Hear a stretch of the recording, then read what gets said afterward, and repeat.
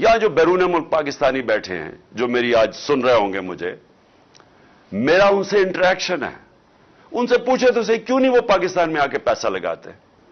वो सबसे पहले आपको कहेंगे कि हम इसलिए पैसा नहीं लगाते पाकिस्तान में आके कि हमें डर होता है कि अगर हम प्लॉट लेते हैं तो उसके ऊपर कब्जा हो जाता है और हम कब्जा नहीं छुड़ा सकते।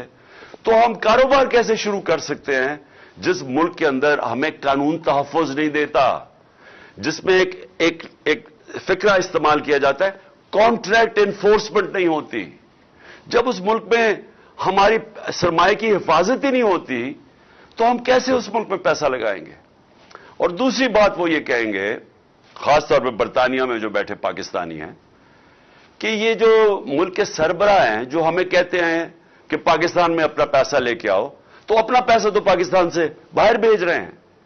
इनके तो बड़े बड़े मालात बाहर हैं, इनके कारोबार बाहर हैं, तो ये हमें कह रहे हैं कि पाकिस्तान में पैसा लगाओ।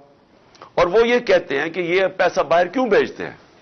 नंबर 1 चोरी का पैसा है, क्योंकि अगर चोरी का पैसा क्यों बाहर भेजना पड़ता है कि पाकिस्तान में नजर आ जाएगा।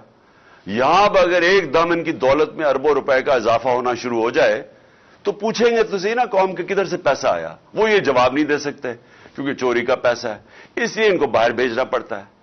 और याद रखें, जब बाहर भेजते हैं, और मैं ये बार बार आपको इसलिए बताता हूं कि जब आपका मुल्क का पैसा चोरी करके, जिस तरह ये टीटी केस है शहबाज शरीफ का और बेटों का, कि ये पूरी एक गाड़ी में पैसा, पहले वहां से इनके मॉडल टाउन के घर से वो गाड़ी में पैसा रखा जाता था, फिर पुलिस गार्ड लेके जाती थी हुंडी और हवाले, जिधर से ये पैसा डॉलर में चेंज होता था और फिर बाहर भेजते थे। और फिर जो पैसा पाकिस्तान मंगवाना हो तो वो एक उन लोगों के नाम पे लेके आते थे जो कभी पाकिस्तान से बाहर ही नहीं गए।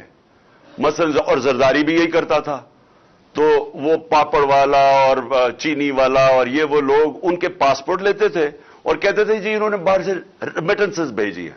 तो खुद ही कानून बनाया था 1992 में कि जी अगर बाहर से कोई पैसा भेजेगा तो कोई सवाल नहीं पूछा जाएगा। और ये हुदैबा पेपर मिल भी यही केस था, जरदारी का भी यही केस है, वो जो फेक अकाउंट्स का इनके भी यही केस है।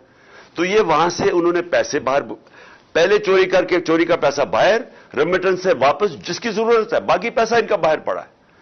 जो इनका ज्यादातर माल है, ये दोनों बड़े बड़े खानदानों को, ये बाहर पड़ा हुआ है पाकिस्तान से, और बड़ी शान और शौकत में वहां रहते हैं। और ये इस मुल्क का अलमिया है कि ये हर थोड़ी देर के बाद इनको एनआरओ मिलता है, फिर वापस आते हैं, फिर लूटते हैं, फिर पैसा बाहर ले जाते हैं।